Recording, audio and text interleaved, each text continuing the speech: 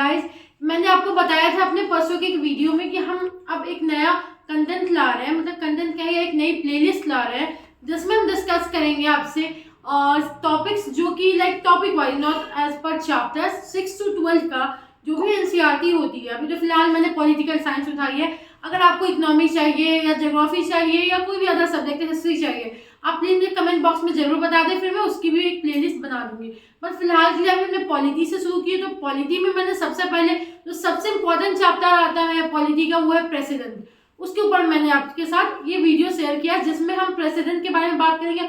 Of course पूरा topic जो है एक वीडियो में कवर नहीं होगा, मे बी इसके 3 या 4 पार्ट आ सकते हैं, क्योंकि हमें पूरा 6 से 12 के मतलब 6 क्लास की बुक है, मतलब टोटल मिला के 6 बुकें हैं, 6 से 7 बुक्स है जो कि हमें कवर अप करनी है। तो एक वीडियो में कवर करना इम्पॉसिबल है, लेकिन दूसरे वीडियो दूसरे चैनल की तरह मैं आपको चैप्टर वाइज ना पढ़ा के मैं आपको टॉपिक वाइज नोट्स बनवाऊंगी, जिसके लिए आपके लिए सबसे मेन इजी क्या हो जाएगा कि जिन बच्चों का कॉम्पिटेटिव एग्जाम इस ईयर है, लास्ट में सितंबर अक्टूबर तक हो, मई जून तक भी हो, जिनको एनसीईआरटी कवर अप करनी है, उनके पास टाइम नहीं है कि वो एनसीईआरटी कवर कर सके, और ना ही उनके पास इतना टाइम है कि वो चैप्टर वाइज पढ़ के फिर टॉपिक वाइज नोट्स बनाए। तो उन लोगों के लिए ये वीडियो बहुत फायदेमंद होने वाली है, क्योंकि इसमें मैं अपनी मेहनत से पूरे चैप्टर्स को अलग करके टॉपिक्स के साथ आपके पास नोट्स लेके आऊंगी।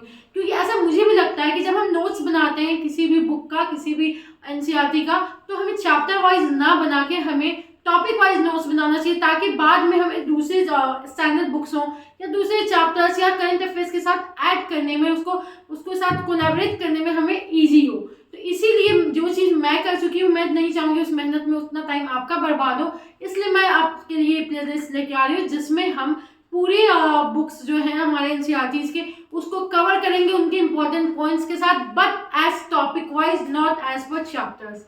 जी हाँ, टॉपिक वाइज हम कवर अप करेंगे, जिसमें हम सब चीज़ कवर करेंगे, जितनी इंपॉर्टेंट चीज़ होती है और जिन्होंने कभी एनसीईआरटी छुआ भी नहीं है, आई प्रॉमिस कि उनकी भी एनसीईआरटी अच्छी हो जाएगी इस प्लेलिस्ट के साथ। मतलब क्योंकि मैं हर एक चीज़ कवर करूँगी बेसिक से स्टैंडर्ड 12th क्लास तक की। तो इसके लिए प्लीज़ आप बस इतना कर दें कि ये वीडियो अपने फ्रेंड्स के साथ शेयर करें, जो भी कॉम्पिटेटिव एग्जाम की तैयारी करें, या जो बच्चे हैं जो 11th 12th में हैं और जिनको रिवीजन करना है या 11th 12th की चीज़ों को ही पढ़ना है, उन सब के लिए ये वीडियो बहुत यूजफुल होने वाली है। और हर एक इंसान के लिए मैं तो कहती हूँ, जितने भी सिटीजन हैं हमारे देश के, उनको पता होना चाहिए कि पॉलिटिकल साइंस क्या है, पॉलिटी क्या है। क्या वो पॉलिटी वही पॉलिटी है जो हम अपने रोज के लाइफ में देखते हैं? क्या ये वही राजनीति है या ये कुछ और है? क्या जो बुक में लिखी हुई है, जो डॉक्यूमेंट्स में लिखी हुई है पॉलिटिकल साइंस के बारे में, या जो पॉलिटिक्स के बारे में, जो इलेक्शंस के बारे में, जो लीडर्स के बारे में, या जो भी एक्ट्स के बारे में, क्या वो रियल लाइफ में सेम है? क्या हमें उतना पता है? नहीं पता है। कितने एक्ट्स हैं, किस किस किस तरह के एक्ट्स हैं, उसका हमें क्या क्या फायदा है, हमें क्या क्या अधिकार उन एक्ट्स ने दिए हैं, वो सब हम इसमें डिस्कस करेंगे। तो मेरे हिसाब से तो ये वीडियो हर एक इंसान के लिए, डजंट मैटर वो कॉम्पिटेटिव एग्जाम की तैयारी कर रहा है, या वो बेसिक क्लास में है, 11th 12th में है, या 9th 10th में है, या कोई भी फैमिली मेंबर है, कोई भी सीनियर सिटीजन है, हर कोई को जानना चाहिए, क्योंकि अपने देश के बारे में जानना अच्छी चीज़ होती है। तो चलिए वीडियो को लंबा नहीं करते हुए मैं वीडियो को शुरू करती हूँ। आप सबसे उम्मीद करती हूँ कि जितने नए लोग हैं या जो भी पुराने लोग हैं जो मेरे वीडियोज़ देखते हैं, प्लीज़ आप इनको शेयर करो, ताकि ये वीडियो और लोगों तक पहुंच सके और इससे हेल्प मिल सके सबको। तो इसी के साथ मैं अपना वीडियो शुरू करती हूँ। मैंने आपको पहले ही बताया कि आज का टॉपिक हम प्रेसिडेंट से शुरू करेंगे। प्रेसिडेंट को हम हिंदी में राष्ट्रपति के नाम से जानते हैं। जी हाँ, राष्ट्रपति के बारे में हमको सबको पता है कि कौन राष्ट्रपति है, राष्ट्रपति क्या है, कभी कौन बना, फिर कौन हटा, पहले राष्ट्रपति कौन थी, पहली महिला राष्ट्रपति कौन थी। अगर नहीं पता है तो आप कमेंट करके बताएं, ये सब भी हम डिस्कस करेंगे। एक्चुअली मैं करूँगी वैसे भी, लेकिन अगर आपको जरूरी होगी तो मैं जल्दी करूँगी, वरना पूरे चैप्टर को खत्म करने के बाद करूँगी। बट जैसा आप बताएं, जैसा आपके कमेंट में मैसेज है, उसके हिसाब से हम उसको देखेंगे। तो राष्ट्रपति के बारे में हम सब जानते हैं, हर एक नागरिक जानता है, बच्चे से बच्चा भी, क्योंकि हर छोटे बच्चे से भी हम पूछते हैं प्रधानमंत्री कौन है, राष्ट्रपति कौन है, मुख्यमंत्री कौन है। तो इसलिए ये एक ऐसा शब्द है जिससे हर, sorry for noise, ignore it, ये एक ऐसा शब्द है जिससे कि हर एक इंसान जो है वो तारुफ रखता है, हर एक इंसान है वो सब कुछ जानता है। राष्ट्रपति, तो क्या राष्ट्रपति कौन से, उनके क्या आर्टिकल्स हैं, किस आर्टिकल्स में आते हैं, कॉन्स्टिट्यूशन के किस पार्ट में आते हैं, और वो राष्ट्रपति का इलेक्शन कैसे होता है, जैसा हम जानते हैं। बहुत लोग नहीं भी जानते हैं कि उनके इलेक्शन की प्रोसेस क्या है। उन सबको हम एकदम इजी वर्ड में डिस्कस करेंगे, क्योंकि जो बच्चे कॉम्पिटेटिव की तैयारी नहीं कर रहे, नॉर्मली भी देख रहे हैं, उनको भी ये चीज़ें नॉर्मल समझ में आ जाए, उनको इतना उसमें टेंशन ना लेना पड़े। एकदम इजी वर्ड में मैं कोशिश करूंगी कि आपको समझा दूँ। तो इसी के साथ मैं सबसे पहला पॉइंट आपको बताऊंगी, प्रेसिडेंट जो है कॉन्स्टिट्यूशन के पार्ट 5 में आता है। अगर आपने कभी कॉन्स्टिट्यूशन देखा हो या आपने कभी कॉन्स्टिट्यूशन का चार्ट देखा हो तो आपको पता होगा कि बहुत सारे पार्ट्स में कॉन्स्टिट्यूशन को डिफाइन किया गया है। फिर पार्ट्स के बहुत सारे चैप्टर है, मतलब हम ये कह सकते हैं उनके सब पार्ट्स हैं, फिर उसके भी सब पार्ट्स हैं। ऐसे बहुत सारे पार्ट्स में जो है पूरे कॉन्स्टिट्यूशन को हमने बात करा है, मतलब वो डिवाइड करके रखा हुआ है। जो बच्चे तैयारी करते हैं उनके पास ऑफकोर्स कॉन्स्टिट्यूशन की चार्ट होगी, अगर नहीं है आप कमेंट में बताएं, मैं आपके लिए वो प्रोवाइड करा दूंगी उसका पीडीएफ, क्योंकि मेरे पास है। तो अगर हम बात करें प्रेसिडेंट की तो पार्ट 5 में आते हैं। पार्ट 5 में टोटल कितने आर्टिकल्स हैं, तो आर्टिकल 52 से आर्टिकल 78, जी हाँ, टोटल इसमें 26 आर्टिकल्स इंक्लूडेड होते हैं पार्ट 5 में, जो कि प्रेसिडेंट से ही रिलेटेड होते हैं। नहीं, ऐसा नहीं है, जो कि यूनियन एग्जीक्यूटिव से रिलेटेड होते हैं। अब यूनियन एग्जीक्यूटिव क्या है, उसके अंदर कौन से पोस्ट आते हैं, कौन से ऑफिसर, मतलब कौन से जो लीडर्स होते हैं या ऑफिसर्स हैं या क्या है पोस्ट जिनको हम यूनियन एग्जीक्यूटिव के अंदर मानते हैं। तो जी हाँ, यूनियन एग्जीक्यूटिव के अंदर मेन जो 5 पोस्ट है वो है प्रेसिडेंट, हमारे राष्ट्रपति, वाइस प्रेसिडेंट, उपराष्ट्रपति, हमारे प्रधानमंत्री जी मतलब prime minister, council of minister जो कि उनके अपना काउंसिल है, जो उनके मिनिस्टर्स हैं वो, और 5th नंबर है attorney general of India.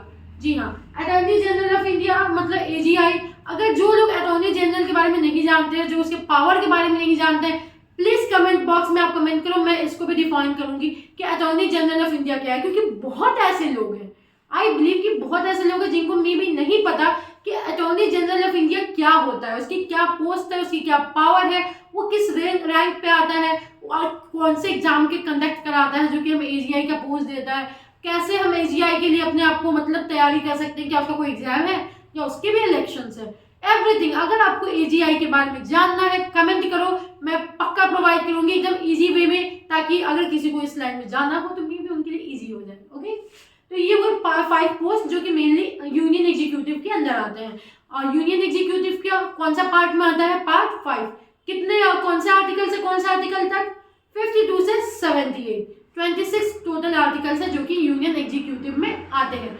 But हमारा टॉपिक क्या है, प्रेसिडेंट, राष्ट्रपति। तो अब हम डिस्कस करते हैं राष्ट्रपति के बारे में, और सारे आर्टिकल्स फिर हम अपने नेक्स्ट वीडियो में डिस्कस कर लेंगे जब हम वाइस प्रेसिडेंट और prime minister, council of minister and AGI के बारे में पढ़ेंगे। ओके, सो फिलहाल अगर हम बात करें कि आपके इलेक्शन की, तो इलेक्शन से पहले मैं बताना चाहूंगी कि जो प्रेसिडेंट का जो आर्टिकल है जिसमें हम स्पेशली प्रेसिडेंट को डिस्कस करते हैं वो 52 से 62 तक है, मतलब टोटल 10 आर्टिकल्स हैं जो कि प्रेसिडेंट के इलेक्शन, प्रेसिडेंट के इम्पीचमेंट, मतलब किस रीजन से प्रेसिडेंट हट सकते हैं, हटाए जा सकते हैं, प्रेसिडेंट के इलेक्शंस, उनके इलेक्शंस कैसे कराए जाते हैं, उनके बारे में जो नियम कानून है, और प्रेसिडेंट के क्या कहते हैं आपको, जितने भी प्रेसिडेंट्स के क्वालिफिकेशंस होते हैं, ओथ होते हैं, और किस किस तरीके से आप प्रेसिडेंट को मतलब नियुक्त कर सकते हैं और किस किस तरीके से आप प्रेसिडेंट को हटा भी सकते हैं, उसके क्या क्वालिफिकेशंस होने चाहिए, क्या इम्पीचमेंट के क्या रीजंस होने चाहिए, वो सब आता है हमारा आर्टिकल 52 से आर्टिकल 62 के बीच में।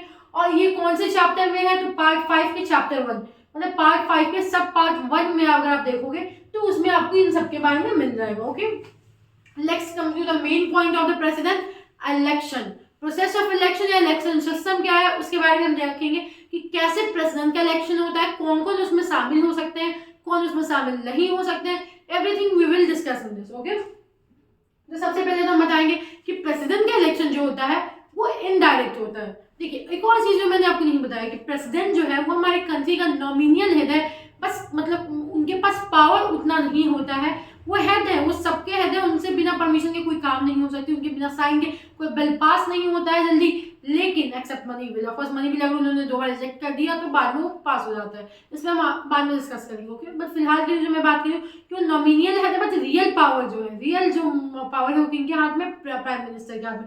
रीजन क्या है, प्रेसिडेंट जो भी काम करती है उसे वो काम काउंसिल ऑफ मिनिस्टर के सलाह पे करना पड़ता है, ऐसा उनके लिए ये नियम बनाया गया। और काउंसिल ऑफ मिनिस्टर किसके कहने पे काम करता है, तो प्रधानमंत्री। तो यहाँ हम देख रहे हैं कि पावर डायरेक्टली प्रेसिडेंट के पास ना आके घूम के प्रेसिडेंट के पास आता है, और वो घूम के कौन उसके पास भेजता है, तो पीएम भेजते हैं उनके पास। तो मतलब ये कह सकते हैं कि पहले तो जो प्राइम प्रेसिडेंट हमारा राजा है, पर उसको चलाता कौन है, तो प्रधानमंत्री चलाते हैं उनको। तो ये तो हो गई पॉइंट जो कि शायद सबको पता होगा, बट मुझे लगा कि एक पॉइंट बच गई थी तो मैंने वो आपको बता दिया। चलिए back to the election process. Okay, तो इलेक्शन की अगर हम बात करें तो ये इनडायरेक्ट इलेक्शन है, डायरेक्ट इलेक्शन नहीं है।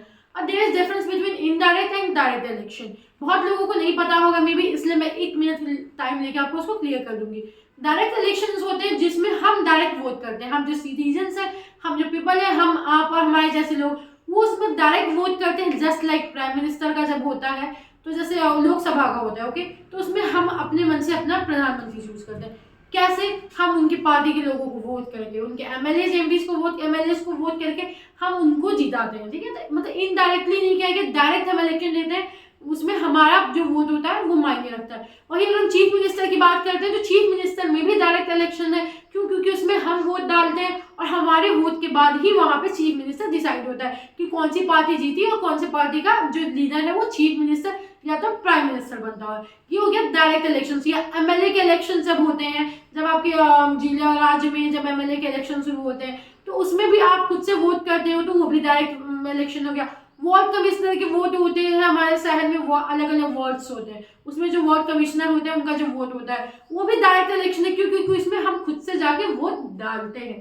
पर जब हम इनडायरेक्ट इलेक्शन की बात करते हैं तो उसमें हम डायरेक्टली इंक्लूड नहीं होते हैं। हमारे चूज किए गए नेता, हमारे चूज किए गए एमएलए एमपीज जो होते हैं वो जाके क्या करते हैं, वो आपको ये प्रेसिडेंट है या जो भी इनडायरेक्ट इलेक्शन जिनके अंदर आता है वो उनको चूज करते हैं। बट यहाँ हम बात प्रेसिडेंट की कर रहे हैं तो I will give his example कि जो हिज और हर जो भी प्रेसिडेंट है उनकी एग्जांपल मैं देती हूँ कि जैसे लाइक इनडायरेक्ट इलेक्शन में क्या होता है कि जो हमने जिनको एमएलए चूज किया है, एमपी चूज किया है, वो लोग मिलके वोट डालते हैं कि कौन प्रेसिडेंट बनेगा। वहाँ पे कुछ जैसे हर जगह 3-4 ऑप्शंस होते हैं, वहाँ भी 4-5 ऑप्शंस होते हैं, उसमें से कोई एक जाके प्रेसिडेंट बनता है बाय सिंगल ट्रांसफरेबल वोट। कैसे? तो वहाँ पे एक इलेक्शन का प्रोसेस है जिसको हम कहते हैं प्रोपोर्शनल रिप्रेजेंटेशन, जो कि सिंगल ट्रांसफरेबल वोट पे होता है। प्रोपोर्शनल रिप्रेजेंटेशन क्या है, सिंगल ट्रांसफरेबल वोट कैसे होता है, ये सब मैं आपको बताऊंगी। बस मेरे साथ वीडियो पे बने रहे, लेकिन आगे बढ़ने से पहले प्लीज मेरे चैनल पे सब्सक्राइब, लाइक और प्लीज शेयर कर दीजिए, okay. Back to the point कि इलेक्शन जो है वो इनडायरेक्ट होता है और प्रोपोर्शनल रिप्रेजेंटेशन से होता है, इसमें सिंगल ट्रांसफरेबल वोट होता है। अगर हम बात करें कि कौन कौन इस प्रोसेस में हिस्सा लेते हैं, क्योंकि हम तो ले नहीं रहे तो कोई और लेगा, कौन लेगा देखते हैं। पहले लेंगे बोथ हाउस ऑफ पार्लियामेंट के मेंबर, पार्लियामेंट का जो दोनों हाउस है, लोकसभा राज्यसभा, उन दोनों के मेंबर लेंगे, ठीक है। फिर उसके बाद लेंगे elected member of state legislative assembly, जो इलेक्टेड मेंबर्स होते हैं स्टेट, जो एमएलए होते हैं स्टेट लेजिस्लेटिव असेंबली में, वो लेंगे हिस्सा। फिर लेंगे हमारे elected member of union territories. Again union territories में मैं सबको इंक्लूड नहीं कर रही हूँ। मैंने बताया कि 3 तरह के लोग इसमें प्रोसेस में हिस्सा लेते हैं, दोनों both house of parliament, Lok Sabha Rajya Sabha, state legislative assembly, okay. फिर तीसरा है यूनियन टेरिटरीज के elected member but not including any other than Delhi and Puducherry. जी हाँ, पुडुचेरी और दिल्ली के अलावा और किसी भी यूनियन टेरिटरी, चाहे वो कश्मीर हो, लद्दाख हो, चाहे वो दादर हवेली हो, कोई भी हो, वो कोई भी इंक्लूडेड नहीं होता इस इलेक्शन प्रोसेस में। बस इलेक्शन प्रोसेस में इंक्लूडेड होते हैं तो दिल्ली और पुडुचेरी के जो इलेक्टेड मेंबर्स हैं वो लोग, ओके। ये हो गए जो इसमें इंक्लूड है। कौन इंक्लूडेड नहीं है? तो सबसे पहले स्टेट, अगर आपको पता होगा तो 6 या 7 ऐसे राज्य हैं, नॉट कन्फर्म, मे बी 7 है जहां तक मुझे लास्ट टाइम मैंने पढ़ा था। 7 स्टेट्स हैं जिनके अंदर 2 लेजिस्लेटिव असेंबलीज होती है, विधानसभा और विधान परिषद, ठीक है। तो जो दूसरी होती है, दूसरी हाउस जो होती है विधान परिषद, उसके मेंबर्स जो होते हैं वो इंक्लूडेड नहीं होते हैं इसमें। सिंपल चीज आनी है, 2 हाउसेज होती है, जो सेकंड हाउस है जो भी 7 राज्य हैं उनमें, उनके मेंबर्स इंक्लूडेड नहीं होते हैं इसमें। और जो फर्स्ट हाउस है उसके मेंबर्स इंक्लूडेड रहते हैं इसमें, ठीक है। तो सेकंड हाउस के मेंबर्स, अगर कहीं ये क्वेश्चन आता है, जस्ट रिमेंबर कि स्टेट लेजिस्लेटिव असेंबली के मेंबर्स क्या इंक्लूडेड होते हैं? हाँ, पर क्या दोनों हाउस के होते हैं? नहीं, ओनली पहले हाउस के मेंबर इंक्लूडेड है, सेकंड हाउस के मेंबर इंक्लूडेड नहीं है। तो ये बात एकदम क्लियर रहिएगा आप लोग। दूसरे है जो नॉमिनेटेड मेंबर्स होते हैं लोकसभा राज्यसभा में, लोकसभा में 2 मेंबर होते हैं जिनको प्रेसिडेंट डायरेक्टली नॉमिनेट करता है, मतलब बनाते हैं एज पर स्पेशल, उनको प्रोविजन के साथ उनको बनाया जाता है, जो कुछ आर्ट्स में अच्छे हैं, मैथ्स में अच्छे हैं, अलग अलग चीज में अच्छे, एंग्लो इंडियंस होते हैं 2।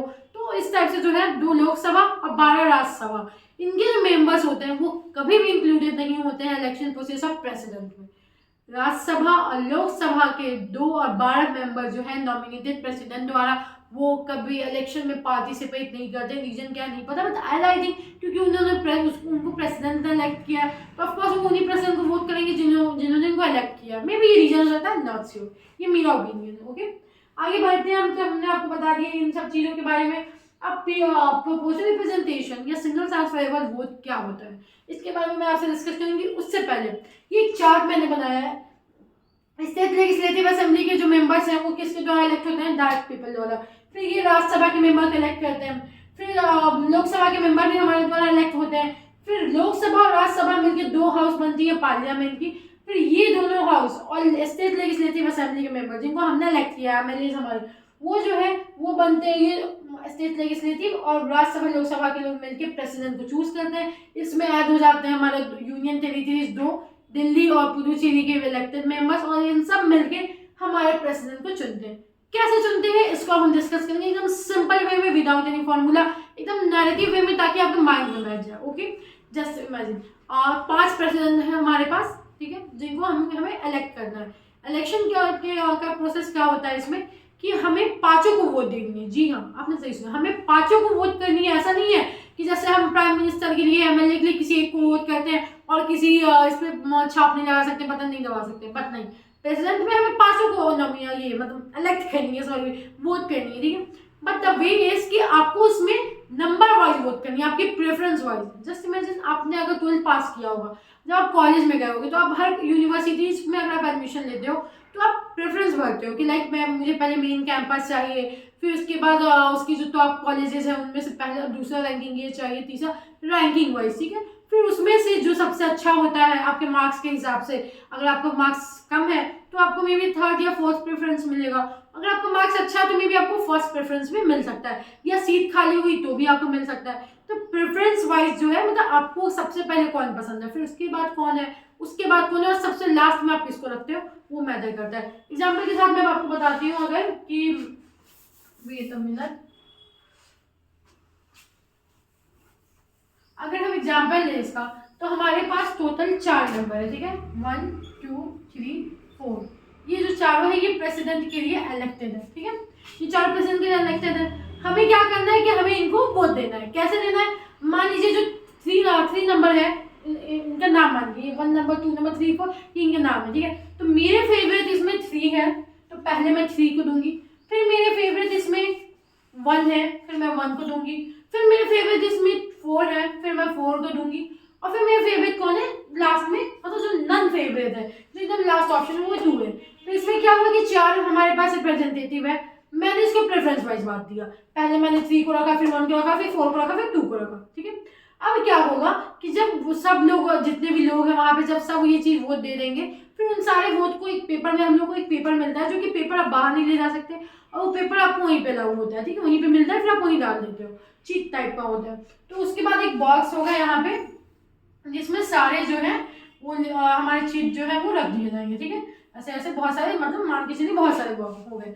अब उसके बाद क्या होगा, इनकी काउंटिंग होगी, फिर इनको प्रेफरेंस वाइज देखी जाएगी कि अगर मान लीजिए वहां पे 15 लोग वोट कर रहे हैं मेरे साथ, तो अगर मैंने 3 नंबर को जो है ऊपर रखा है नंबर 1 पे, तो क्या और 15 लोग में मान के चलिए 10 लोगों ने भी इनको 3 नंबर पे रखा है, और मान के चलिए 10 लोगों ने 2 नंबर को भी सबसे लास्ट में रखा है, सबसे लास्ट प्रेफरेंस।